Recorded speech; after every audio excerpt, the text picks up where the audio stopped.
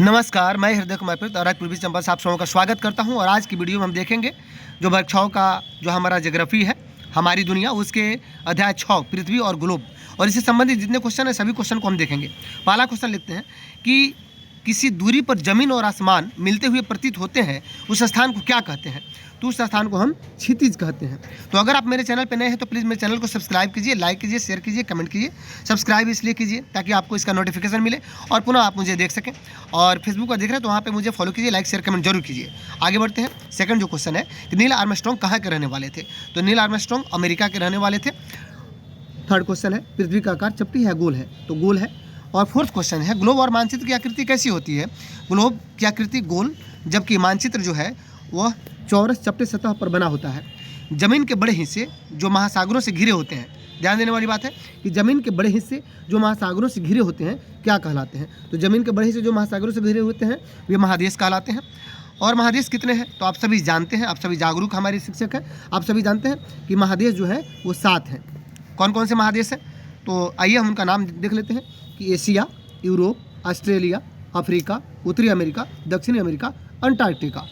आगे बढ़ते हैं। जो 8वां क्वेश्चन है कि महासागर जो है वह कितने हैं भौगोलिक रूप से? महासागर जो भौगोलिक रूप से हैं, चूँकि अब आप पढ़े हैं 5 महासागर, ठीक है, अच्छी बात है, लेकिन भौगोलिक और ऐतिहासिक रूप से जिनको प्रमाण मिलता है उन महासागरों की संख्या कितनी है? तो वो 4 हैं। वह हिंद महासागर, प्रशांत महासागर, अटलांटिक महासागर और आर्कटिक महासागर, जो यहाँ पे आप देख सकते हैं। अब इसमें अंटार्कटिका जो महासागर उसको कुछ देश उसको मान्यता देते हैं, तो ये 5वां महासागर के रूप में जाना जाता है। लेकिन भौगोलिक रूप से हमारे 4 ही महासागर हैं। महासागरों की औसत गहराई कितनी होती है? तो महासागरों की औसत गहराई लगभग 4 किलोमीटर होती है।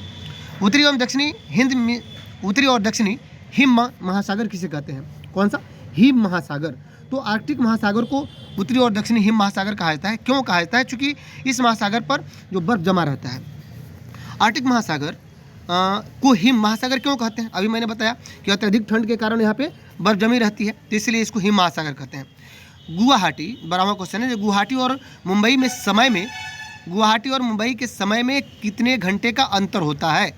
तो देखिए सबसे बड़ी बात है कि जो अंतर्राष्ट्रीय जो रेखा है, तिथि रेखा और समय जो है, तो इस पर हम लोग विशेष आगे भी पढ़ेंगे। लेकिन अभी जान लें कि गुवाहाटी और मुंबई में जो समय का अंतर है वो 1 घंटे का होता है। अगर 8:30 बज रहा है गुवाहाटी सुबह, तो 9:30 बजेगा मुंबई में। सिडनी शहर में अगर सुबह 10 बजता है तो बिहार के पटना शहर में कितना बजता है? ये बहुत इंपॉर्टेंट है। तो पटना शहर में सुबह 5 बजता है, तो सिडनी से पटना का समय 5 घंटे पीछे चलता है। आगे बढ़ रहे हैं। सेकंड क्वेश्चन है कि ईटानगर में जब धूप खिल जाती है तो गुजरात के भुज में क्या होती है?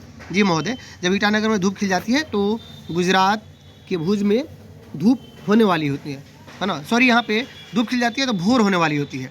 यहाँ पे धूप नहीं, यहाँ पे भोर होने वाली होती है। क्या होती है?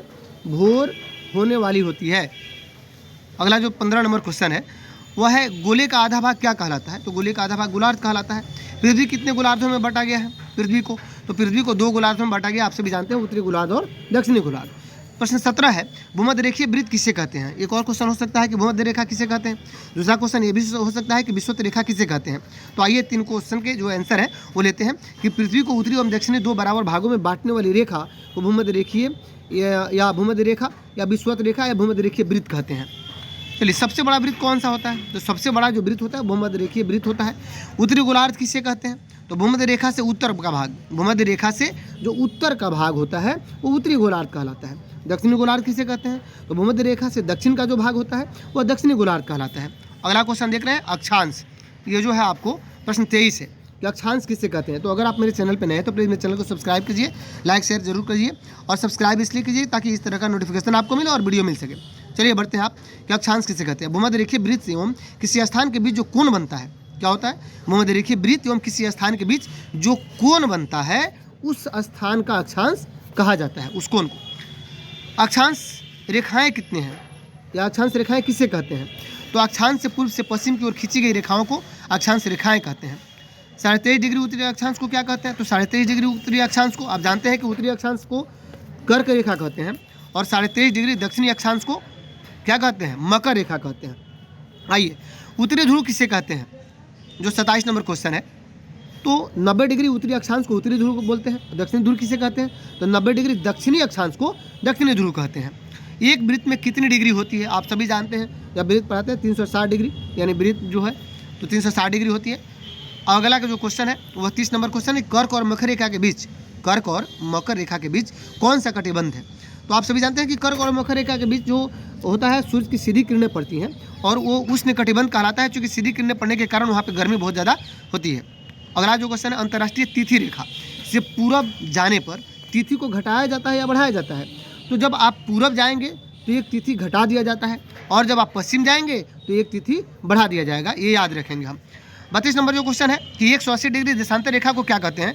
तो 180 डिग्री जो देशांतर रेखा है उसे हम अंतर्राष्ट्रीय तिथि रेखा कहते हैं। यही जो तिथि रेखा है, इसी से पूरब और पश्चिम जाने पर हमारी तिथि घटती है या बढ़ती है? आगे बढ़ रहे हैं। 33 नंबर जो क्वेश्चन है कि समय का ज्ञान किन रेखाओं से होता है? तो आप जानते हैं कि एक क्या होता है, देशांतर रेखाएं होती हैं। तो समय का जो ज्ञान होता है वह देशांतर रेखाओं से होता है।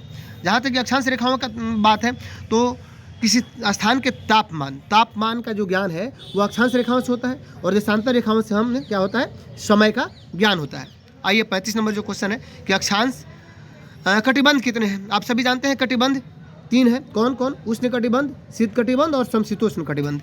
तो अगर आप मेरे चैनल पर नए हैं तो प्लीज़ मेरे चैनल को सब्सक्राइब कीजिए, लाइक कीजिए, शेयर कीजिए, कमेंट कीजिए। मिलते हैं नेक्स्ट वीडियो में, तब तक के लिए थैंक यू।